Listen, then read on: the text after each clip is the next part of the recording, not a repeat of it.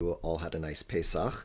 And today we are going to focus, since Pesach is so much about food, this week's Torah portion is very much about food. And so that's what we're going to focus on today. But before we get into that, we of course need to do the blessing to engage in the study of Torah. So feel free to join with me. Baruch atah Baruch atah Adonai, Adonai Baruch Eloheinu atah Melech melech Adonai haolam, haolam Olam, asher asher asher kiddushanu kiddushanu tishanu b'mitzvotav b'mitzvoto b'mitzvotav v'tzivanu v'tzivanu la'asok la'asok la'asok b'divrei b'divrei Torah. Torah. b'divrei Torah. Amen. Amen. Amen. Praised are you, Adonai, our God, ruler of the universe, who commands us to engage in the study of Torah. Okay, wonderful. So this week we are getting further into the Book of Leviticus.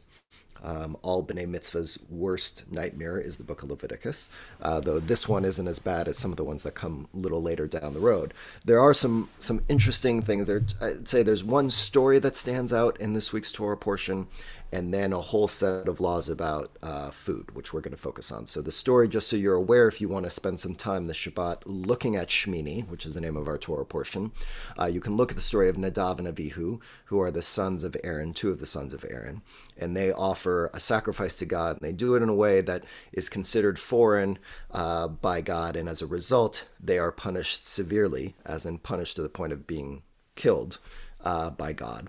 And so it's a fascinating story. If you look at it, the questions really come up around what kind of punishment, does this punishment fit the crime? How does Aaron respond to the death of his sons? How does Moses respond to the death of his nephews? And what are we supposed to learn about also the mourning process? I think the story tells us a lot about that and gets into that. So that's for you to do on your own. Today, I really want to focus on kashrut because there are two places in the Torah that talk about the rules of keeping kosher. This is the first place, and then in the book of Deuteronomy, we have the second set. Just like many things and many of the laws that we learn through the first four books of the Torah are then repeated in the fifth book of the book of Deuteronomy. For example, the most well-known example are the Ten Commandments, right? And the Ten Commandments found in the book of Exodus and again found in the book of Deuteronomy, very similar with some slight differences. So this we find here the first set of laws about kashrut, and then we'll get them again in the book of Deuteronomy. Today, we'll probably look at some of the passages from Deuteronomy also just to show the parallelism that exists between the first set and the second set. But that's what I want us to do. So I'll share my screen. We'll go through it. A couple of things to keep in mind about kashrut. First of all, kosher means fit or proper. That's a translation of the word kosher. And what we find here is, off the bat, we should debunk the myth that kashrut is about health. There's nothing in the Torah that seems to suggest that keeping kosher has anything to do with health, right? The health benefits do not exist as a reason at all behind the laws of kashrut. And actually, even more so, there are no explicit reasons given as to why these certain animals are chosen to either be eaten or not eaten, or anything else beyond that. So the laws of kashrut, in terms of and our interpretations of why these laws exist, really come not only from our own interpretations, but of course also from the rabbis who come much later and who really solidify the laws of kashrut in terms of how we are to slaughter animals, how we're supposed to eat them, two sets of dishes, etc. All of that comes later on from the rabbis, not specifically from the Torah itself. So there's a lot of great research out there, and one thing that stands out to me, and one of the reasons why I think, and I don't usually push Jewish ritual, too many of them, but I would highly suggest. And I really am a big proponent of figuring out a way for every person to take some element of kashrut and make it their own.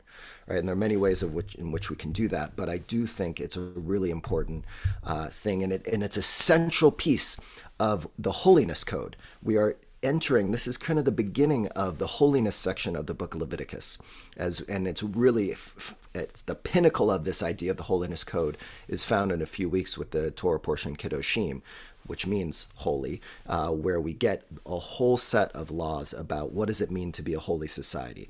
Well, it really starts right here with the laws of kashrut. At the end of this Torah portion, when it's kind of summarizing all of the laws about kashrut that just came before it, it uses the word holy, I think, 6 times in the span of 3 verses, really doubling down on the idea that holiness and a way in which we can express holiness in the world and in our lives is through what we eat and what we don't eat. Now, why do we do this? One of the great interpretations that I've found is this idea that we lust for meat. And I don't just mean that in the physical way. There is something about the human nature, according to some interpretations of human nature, right, where we lust for control, we lust for power, we lust for the ability to control the animal kingdom. And we have hints of that, which we'll look at in a minute, even in the Torah itself, found in the book of Genesis. But the laws of kashrut, in a way, are set up as a system in order to kind of tame the beast within us. That we have to recognize on a daily basis that it is not upon us to decide who lives and who dies. That is something that is supposed to be left for God. And so the laws of kashrut basically create a structure that tries to defend us from lusting after that animal instinct that may be within us, that lust for blood. Whether that's the lust for literally blood, or it's just that human instinct of potentially overpowering another. And so the laws of kashrut are set up in a way that there are certain things you can't eat. There are certain people who are responsible for doing the killing. That if you are going to eat meat, there are going to be certain people who have to do that. It's not just up to anyone to kill an animal. And then even within that structure, that there's even a certain way in which that animal needs to be killed in order for it to be eaten. So just like we find in the book of Leviticus, the idea of certain levels of holiness, there are kind of circles of holiness that we find within the structure of our Torah and priestly tradition. We have the priests, as we know from the last couple of Torah portions of Leviticus, where we learn that the priestly class, Aaron and his sons and the Levites, are responsible for certain tasks that are only given to them, right? They're the ones who are responsible for bringing these sacrifices that all the Israelites bring to the tabernacle and later on in our history to the temple in Jerusalem. They're the ones who perform the slaughtering and the ritual sacrifices, not anyone. Then we have the next layer, which are the Israelites, which are all the Jews in essence, who are participating in these Jewish rituals. And then beyond that, we have humankind. And so we have these 3 levels of holiness that are kind of described in the book of Leviticus in terms of generally how we're supposed to understand these concentric circles. But the same goes and applies for this idea of the food that we eat. That by really distinguishing between the types of food we can and cannot eat, we're allowing ourselves to be in the inner circle of holiness. And we are also, as we know from the word itself, holy. Holiness in our tradition does not mean holier than thou. It doesn't mean elevated. It just means separate and distinct from.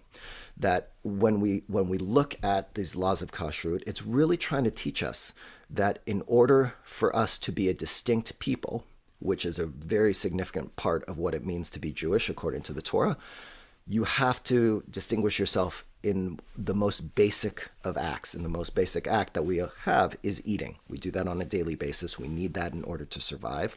And so if you can establish a way in which you can create holiness in the way you eat and what you consume, then that, according to our tradition, is going to impact many other things in your life. Right? If we think about, even in today's day and age where we talk about you are what you eat, the impact of the food that we put into our bodies, the awareness of that nowadays, the Jews have been thinking about that since the Torah. I mean, that's really at the core of what Leviticus is all about, and not from the health perspective, but really about the impact of how what you put into your body will actually impact your place in society in a really interesting way. Okay, so we're going to go through some of those and see how in this Torah portion we begin to break down without any explanations. All the explanations come from, I would say, our own interpretations here today and from those of the rabbis in our tradition. But the Torah itself is not going to be explicit in terms of you shouldn't eat these foods and these animals because of health reasons, right? This idea of distinguishing, this idea of holiness, though, is is found within that structure. And again, I just want you to remember that holiness in our tradition is about being distinct. That this idea of chosenness, this idea of us having a different role in the world than non-Jews, that doesn't necessarily mean that we're better than them. It just means we have certain responsibilities. And they start with the most basic concept of what we put into our bodies. So any questions at this point or comment? No. Okay, so let's get into it. Let's see what our tradition has to say.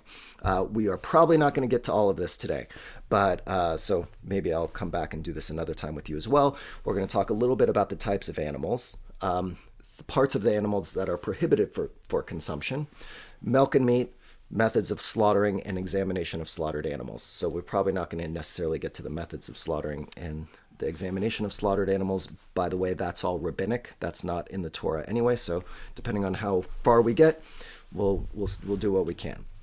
So as I mentioned, the idea of what we consume and what we put into our body begins way back in the very, very beginning of Genesis. God said, "See, I give you every seed-bearing plant that is upon all the earth, and every tree that is seed-bearing fruit. They shall be yours for food, and to all the animals on land, to all the birds in the sky, and to everything that creeps on the earth, in which there is the breath of life. I give all the green plants for food." And it was so. And God saw all that he had made, and God found it very good. This is an explanation given by many that we should be vegetarians. That even if you go back to the very beginning of the Torah, chapter 1, it's clear that yes, God, when we are in the Garden of Eden, what we are getting is access to all of the fruits and the vegetables. It's not saying anything necessarily about animals to eat. It doesn't say anything about animals. It says all the green plants for food. Right? So if you want to be true to the true essence in the beginning of what it means for Adam and Eve to experience the world and to consume the world, what they can consume in the world, it goes back to being a vegetarian. But then things change right after the flood.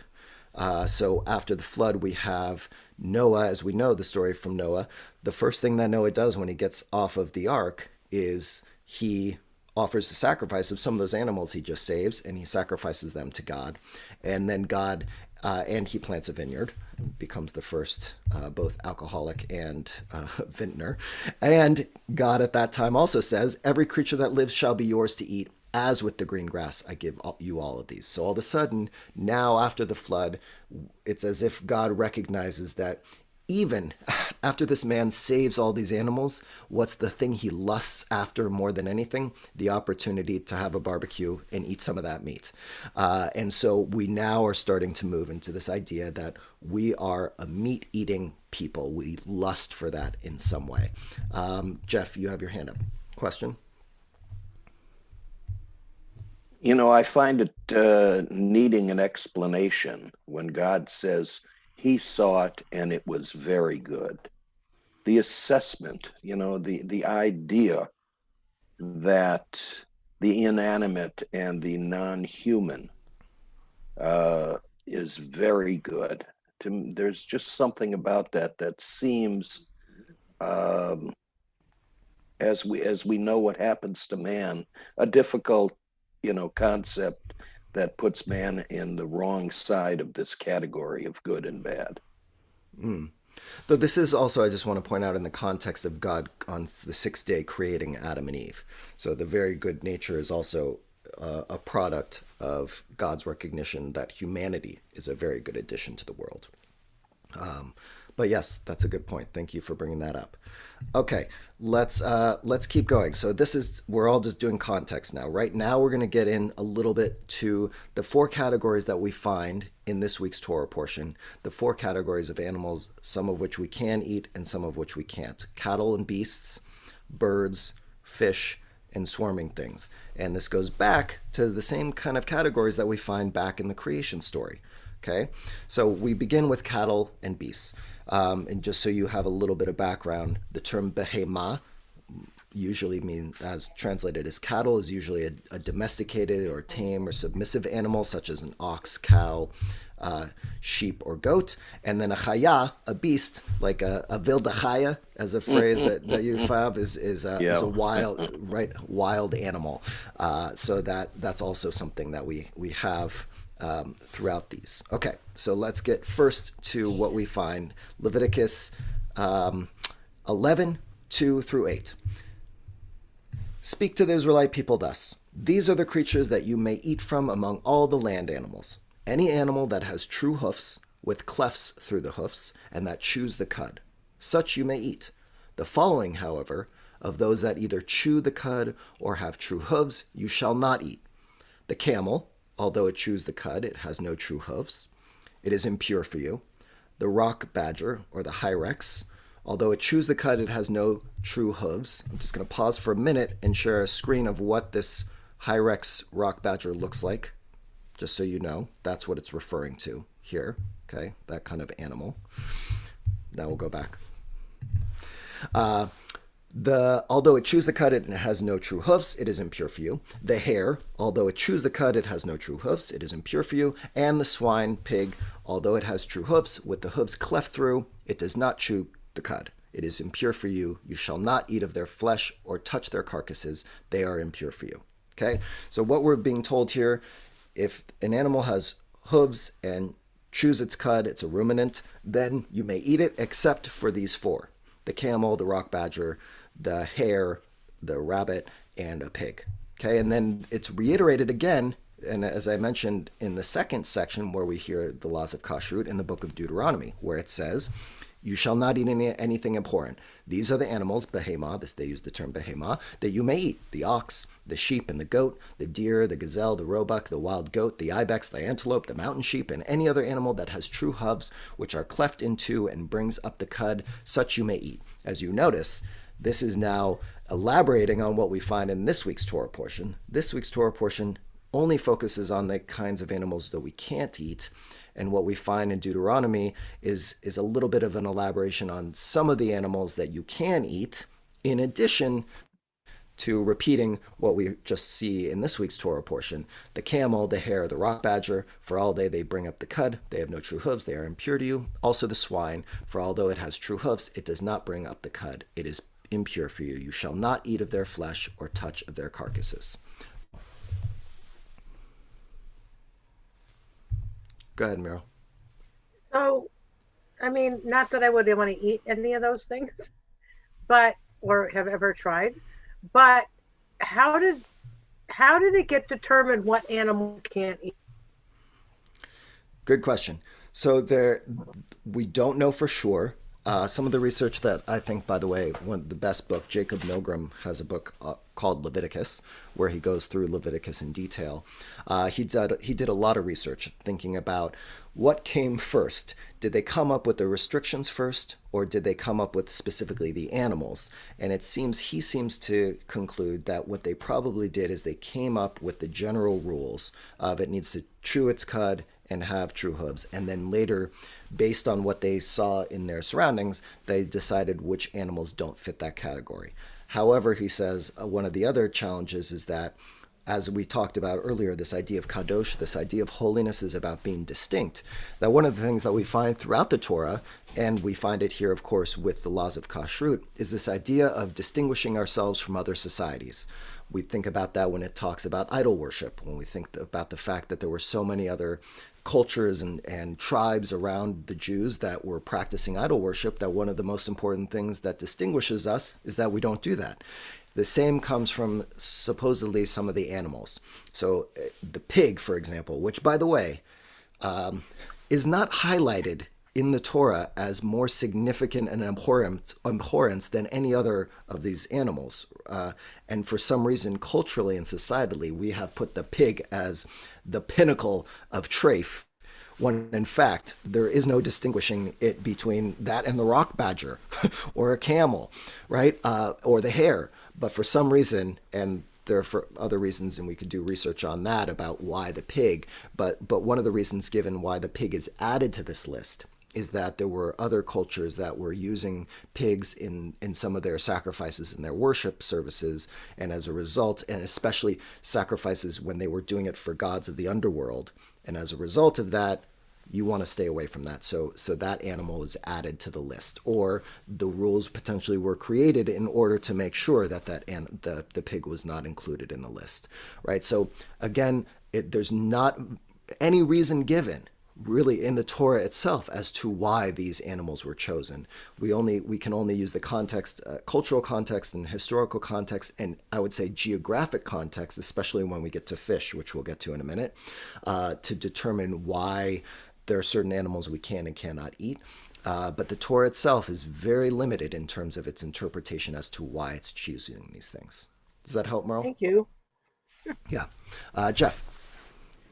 The unique part of the discussion about swine comes much later, because apparently the status of the pig and swine changes at the end of times, when it is no longer forbidden to eat, supposedly, or at least that's my understanding of the story. I may be totally wrong, but why would that be, Rabbi? Why would the status of the pig change at the end of times? Yes. Is that what you're referring to? I don't know. I don't remember exactly where you're quoting that from. So I'd have to do more research first to get the text that you're referring to. I mean, you're talking about the Messianic time. In the Messianic time, of course, the line is to lay with the lamb.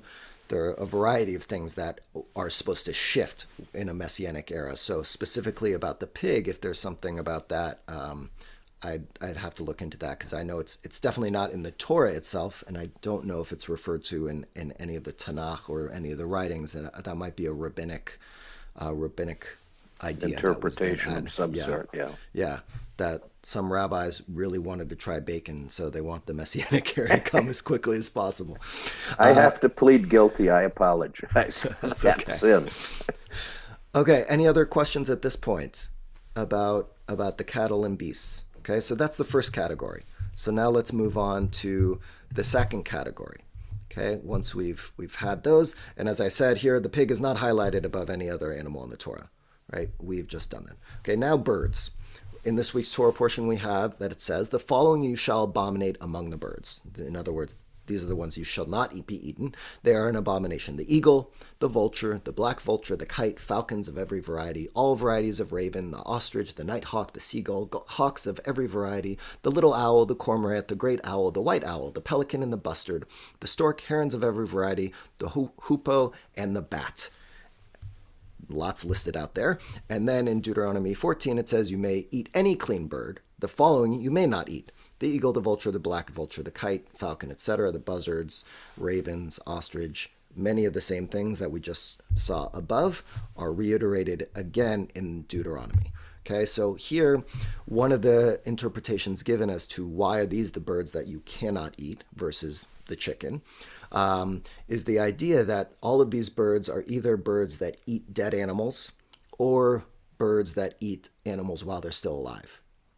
And so that both of those, again, hearkening back to this idea that we don't want to go down the slippery slope as humans of going into a realm that could draw us into a place of humanity and darkness and pain, that would add to destruction of the world. And that if humans were to take on the ability to fall into the trap of eating animals that have already died, or to eat animals as they're still alive, that is a dangerous place for us to go. And again, we want to not only distinguish ourselves from other societies which may have done these practices, but we also really want to think about human nature and how do we make sure we are protecting ourselves from not going down that slope. And so again, this idea of holiness comes out in almost some of the animals that are chosen for us not to eat. Okay, so now let's move to fish. Fish. These you may eat of all that live in water, anything in water, whether in the seas or in the streams, that has fins and scales. These you may eat. But anything in the seas or in the streams that has no fins and scales, among all the swarming things of the water and among all the other living creatures that are in the water, they are an abomination for you. An abomination for you, they shall remain. You shall not eat of their flesh, and you shall abominate their carcasses. Everything in the water that has no fins or scales shall be an abomination for you.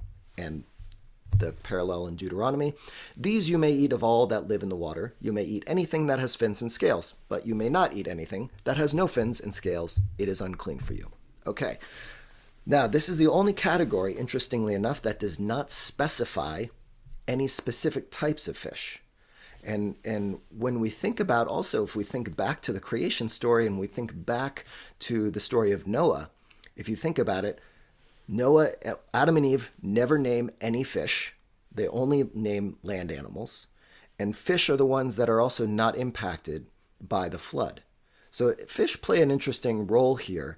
And on a historic and geographic understanding of why this law is so broad, is it's thought that a long time ago in ancient Israel, not only did they not have access to a lot of fresh water in terms of the ability to fish, most of their fishing, and there's a passage in, I think, the Book of Micah that seems to suggest that much of the fish that the Israelites acquired came through fishermen who were from other cultures who would bring them to the market.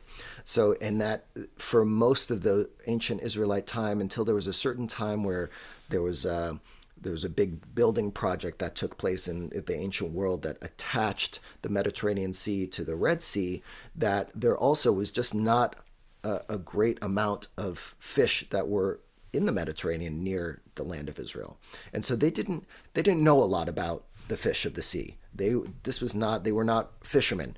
And so potentially one of the reasons why this section is so broad, that it's only fins and scales, is that it's not like they had access to a whole variety and diverse array of aquatic animals that they were either eating or understood.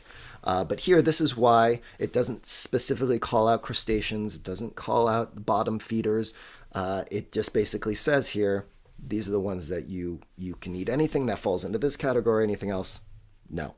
Okay, but we have added the idea that one of the reasons, similar to why we don't eat some of those birds, is that the bottom feeders, so to speak, or shrimp or clams and all of these things, also will eat the remains of dead fish that have kind of fallen through the water to the ground. All right, and so that we shouldn't engage in eating any of those. Penina, did you have your hand up? Oh, you're muted. Can you hear me now? Yes. Okay, thank you. The Kinneret, the Sea of Galilee, does have fish, always has fish.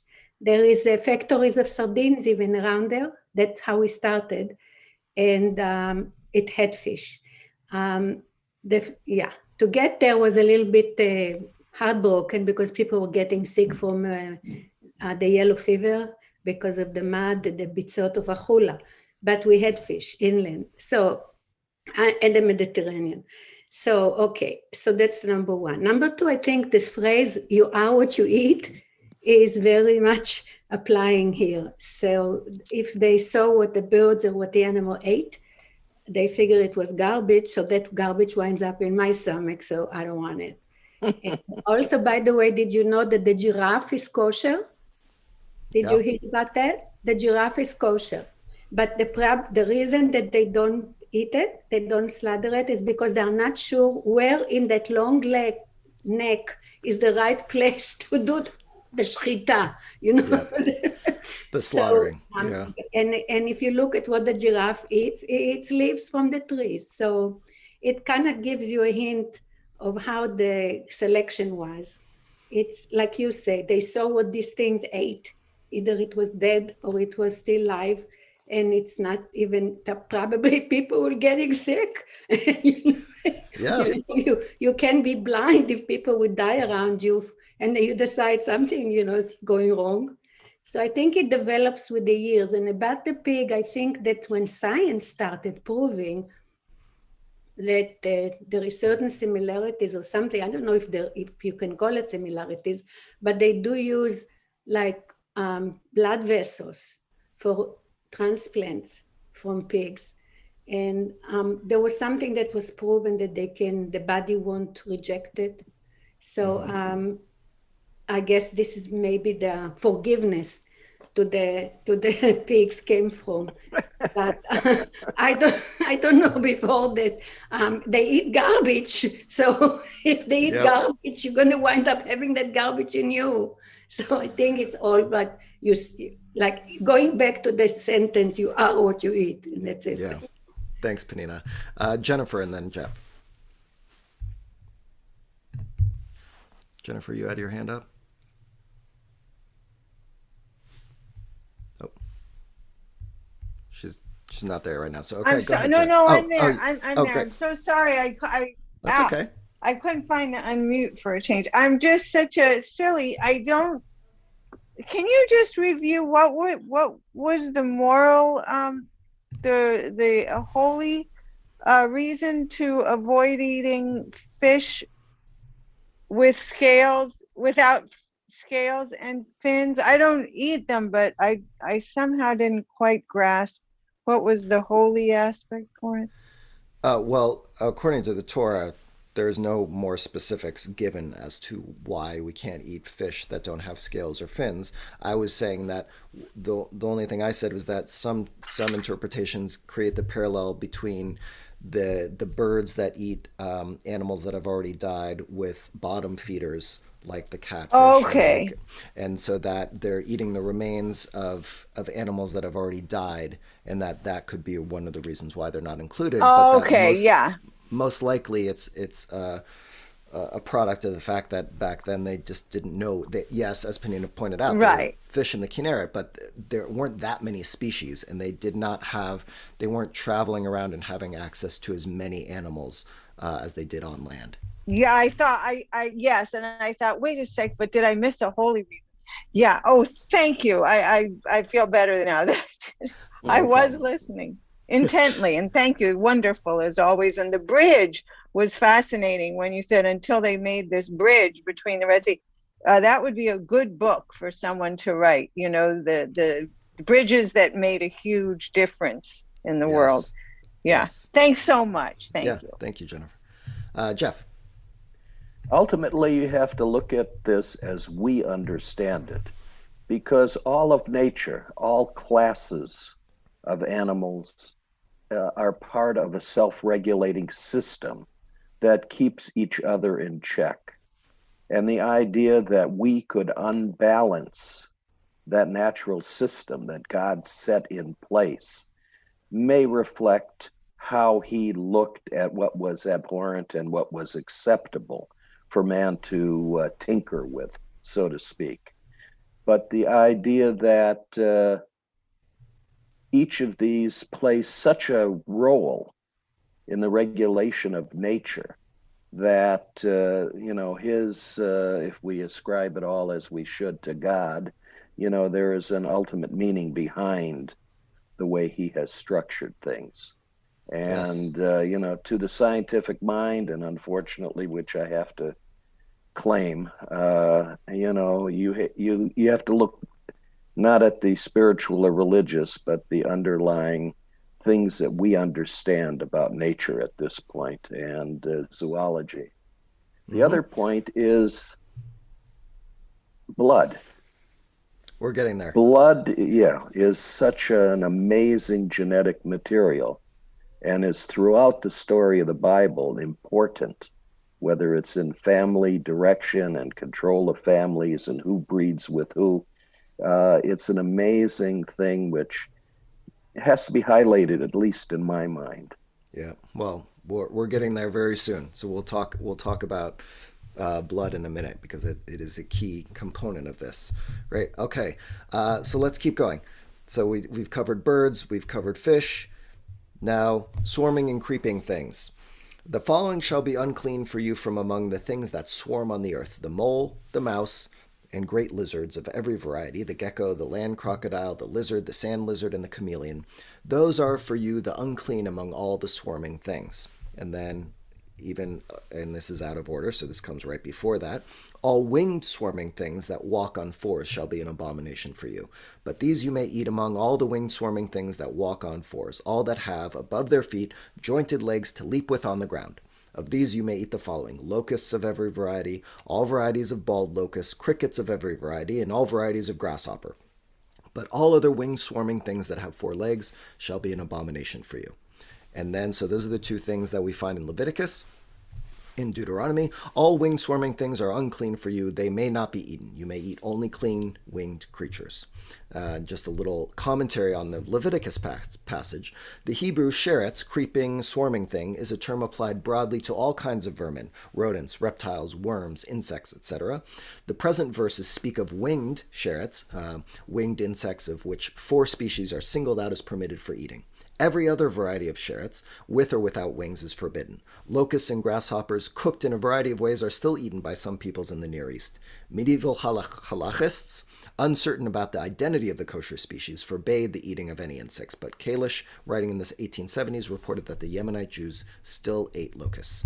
Okay, so we have what this category seems to be referring to, seems to be the things that you would find in your homes or around your home, right? Because one of the things that we learn about in the book of Leviticus is, again, this idea of pure versus impure.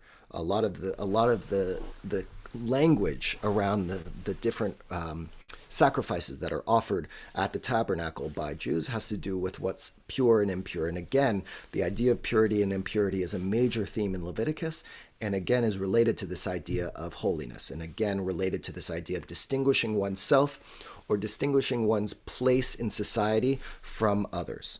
And so when it comes to these rodents, or the things that you would find in ancient times, and unfortunately even today we might find some of these things in our homes, right? Rats and mice, etc., that it's not only about those animals themselves, but it's also what they come into contact with, because a lot of the rules that we have in Leviticus about what makes something pure or impure have to do with what they touch or what they're made out of. Things that are made out of earthenware, for example, are more susceptible to impurities than water, right? And if we think about water in general, water is a thing of complete purity, the mikvah, the role of water in the story of creation.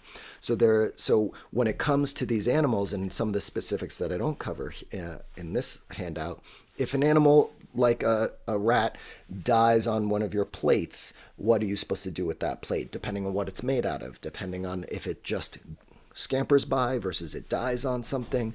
All of this, again, has to do with purity and impurity, and has to do with how do you create your home as a center of purity.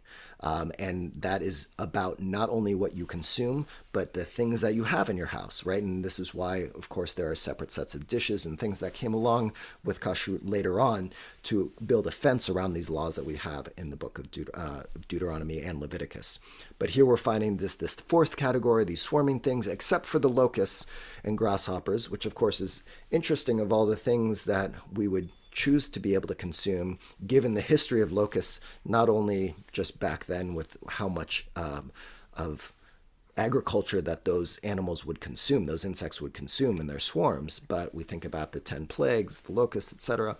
But for the most part, all of those animals are off limits to us. Jennifer.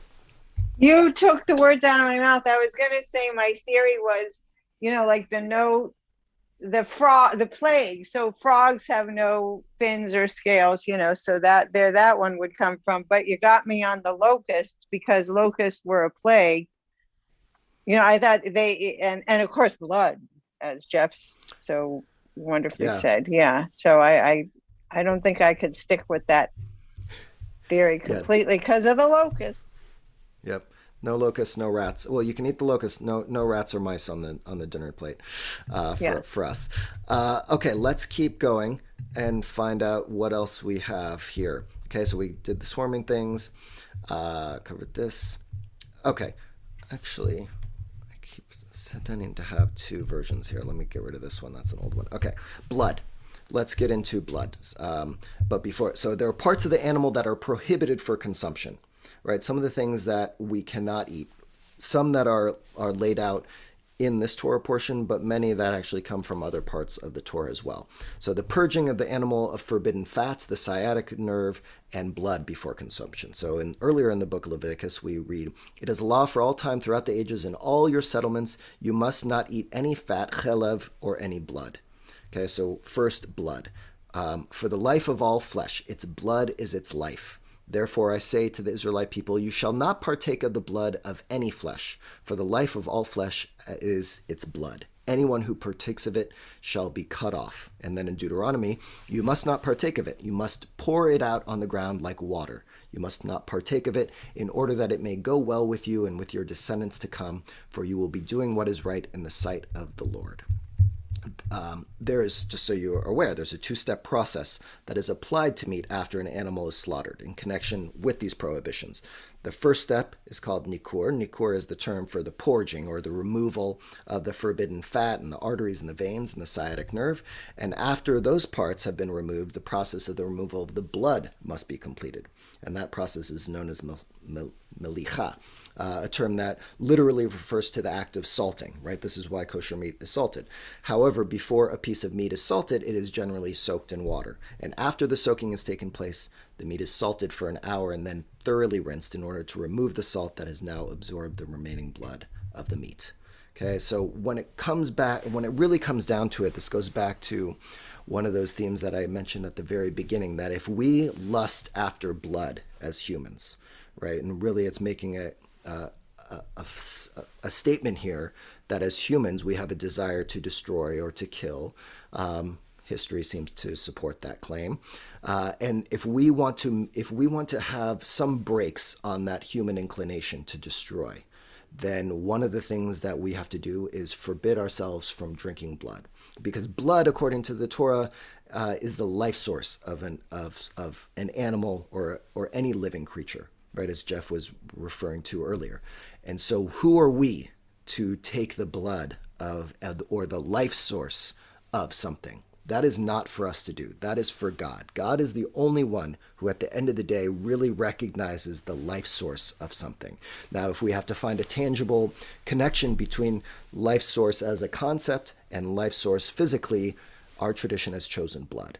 And so one of the most important ways for us to not start to cross that line where we can be literally bloodthirsty is to make sure that we are not consuming blood. And that's why blood is always removed from kosher meat. That's why when the slaughtering was taking place, and as you saw there, it's poured out onto the ground. It's not for us to consume at all. And so again, trying to make a value statement through the ways in which we are limiting what we eat, and not just the types of animals, but even what's in those animals, right? And that's some of the certain fats. It's not all fat, but as we'll look at in a minute, fat associated with some of the sacrifices that were done at the temple and in the tabernacle. Any questions about this part? Okay, let's keep going. So certain fats. If anyone eats the fat of animals from which offerings by fire may be made to the Lord, the person who eats it shall be cut off from his kin. And you must not consume any blood, either of bird or of animal, in any of your settlements. Anyone who eats blood shall be cut off from his kin. The term chelev has a general use of fat, but here it refers specifically to the fat that covers or surrounds the kidneys, the liver, and the entrails. It does not refer in its legal usage to ordinary fat that adheres to the flesh of an animal, which is usually called shuman in rabbinic Hebrew. So chelev, like sacrificial blood, is forbidden for human consumption. And so although not regarded as choice for humans under normal circumstances, chelev was desired by God, right? And so for the cultic perspective, a food's desirability was not a function of the usual dietary considerations, but of its symbolic value. So that there are four categories that were considered not for us to enjoy. The whole covering of fat, which like a cloth is spread over the intestines and the whole abdomen, the fat which lies over certain components of the stomach, of ruminants, and over a part of the bowels, the two kidneys and the fat connected with them, which is on the loins, and the diaphragm, or according to others, the lobe, which protrudes from the liver, like a thumb. And these are areas that we are not supposed to enjoy. And one of the reason why we're not supposed to have the sciatic nerve and why that's removed is from the story of Jacob, when his name is changed to Yisrael, when he's wrestling with the angel. When he saw that he had not prevailed against him, he wrenched Jacob's hip at the socket, so that the socket of his hip was strained as he wrestled with him. And the sun rose upon him as he passed Penuel, limping on his hip. That is why the children of Israel to this day do not eat the thigh muscle that is on the socket of the hip, since Jacob's hip socket was wrenched at the thigh muscle. And so here, the removal of the sciatic nerve from the hindquarters is very difficult, requiring the skill of an expert porger. And since the average butcher does not have sufficient skill, it has become the custom in Jewish communities not to use the hindquarters at all, but to sell them to non-Jews, thus making it unnecessary to porge these parts of the animal. Okay? So again, it goes beyond the just the animal. It goes to the blood itself, and then even certain types of fat that are off limits, because those are the types of fat that were used in the sacrifices to God that God seemed to enjoy. And so we are not on the same level as God. And of course, this doesn't really apply to us as modern Jews, but it has stuck with our tradition that even within the animal itself, that there are pieces of it that are off limits. Again, we continue to try and find ways of restricting our desire to control everything, right? A major theme that we have in the Book of Leviticus, and a major theme I see, and one I really appreciate about our tradition in general, is the idea that we are not God. We must strive to be holy as much as possible. We must strive to, as we'll find in a few weeks with Leviticus 19, to try and be holy because God is holy. And we're going to act in certain ways in the world in order to try and do that. But we are not God. And so we shouldn't try and act like we can control everything. And we have to constantly remind ourselves to hold back, to resist the urge to try and control everything. And that one of the most important ways we can do that is in the very way in which we eat. And so as we wrap up today, again, this idea that we have the opportunity, our tradition so brilliantly has figured out a way to say, in the most mundane of acts, which is just eating, you have the opportunity to express your Jewish identity. You have the ability to live out a value in which you are saying to yourself and those with whom you are interacting and eating, I recognize that I cannot be everything to everyone, and I am not God. And I recognize that there is a power in limiting what I do in the world, that by limiting myself, I actually can do more in the world. That seems to be one of the reasons for kashrut that sticks with me. And this idea that if we can work on figuring out ways to create limitations for ourselves in a good way, and we do it based on values, that enhances our connection to our tradition, it enhances our spiritual connection to God, and it may actually lead us to act a little differently in the world in a way that will benefit the world. So we'll stop there. And any questions, comments, thoughts on kashrut in general? If anyone here either has a form of kashrut that they live by and they want to talk about, right? Because there are many ways we might get caught up in, well, there's only one way to be kosher, which of course is not true, right? Even in the modern world, we have the concept of eco-kashrut, the idea of want to keep the concept of kashrut and keeping kosher, but you want to do it in an ecologically friendly way. So eating certain animals that are not raised in a farm surrounded by tons of other animals, but that are free range or whatever. There are lots of different ways of creating your own version of keeping kosher, or being fit or proper. So any thoughts, comments? Yeah, Susan.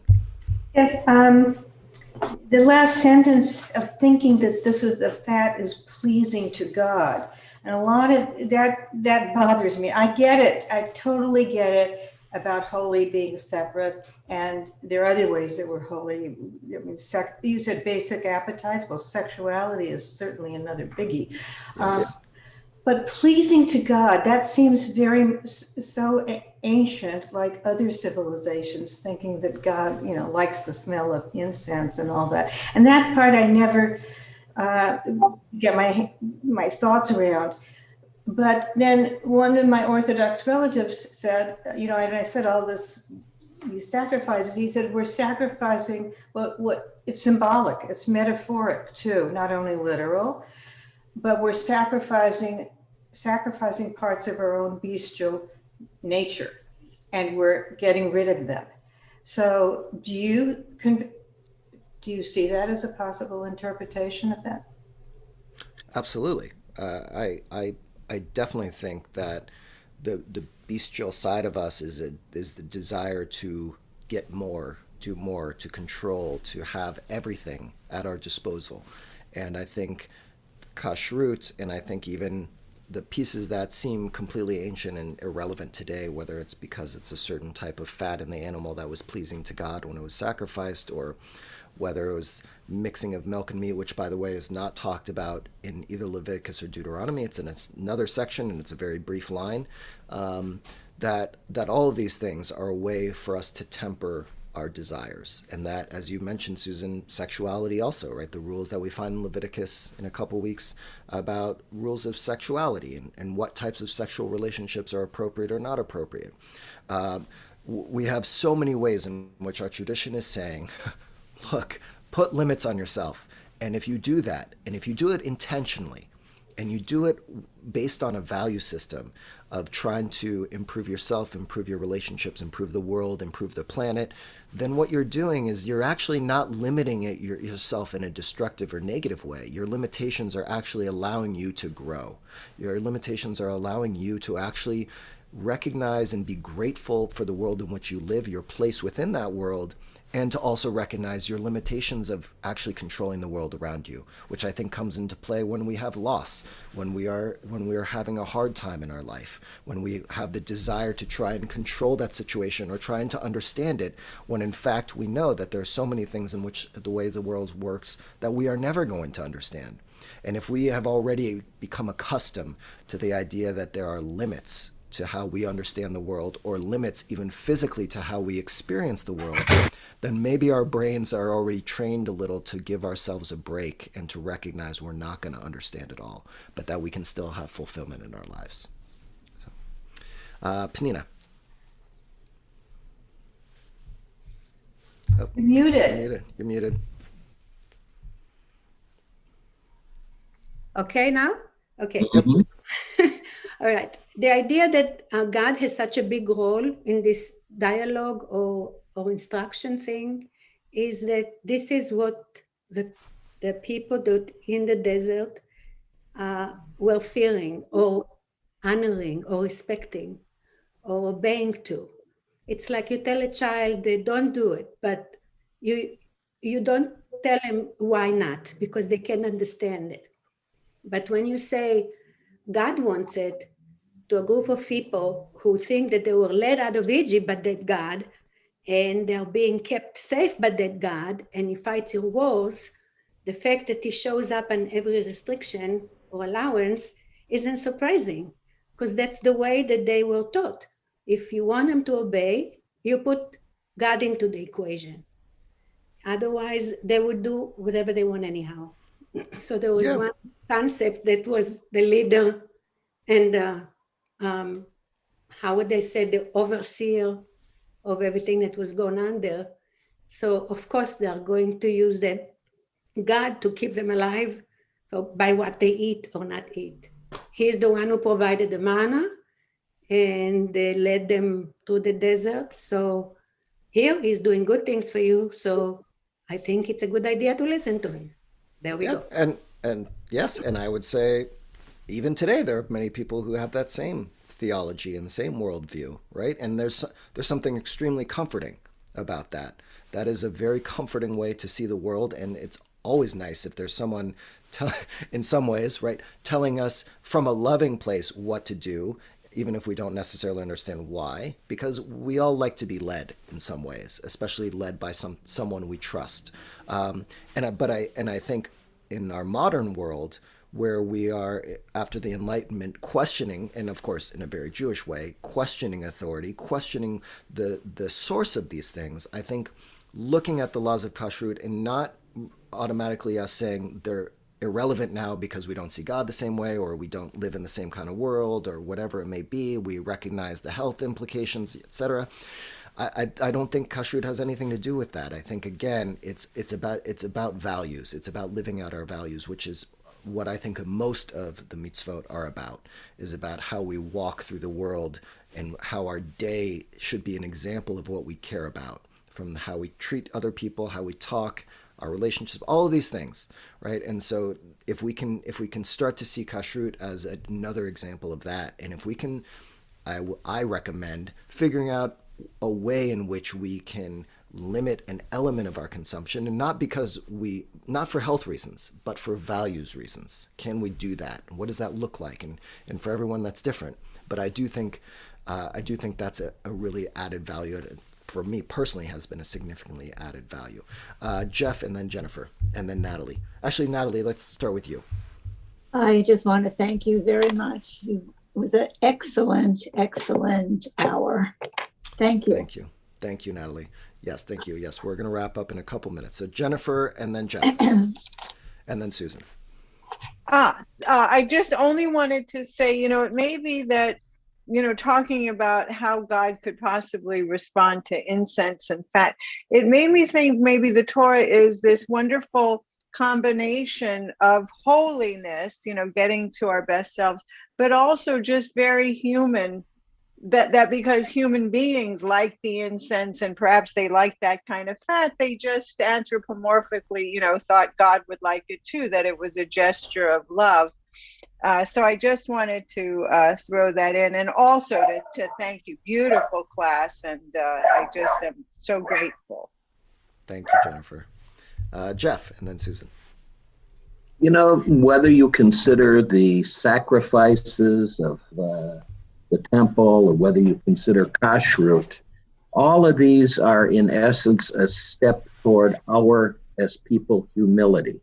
Our actions help to create the humility necessary to appreciate that we are not God, that God is God, and that separation can be improved by you doing the mitzvot, by you being conscious of your behavior, your diet, everything else that goes with the action part of being Jewish.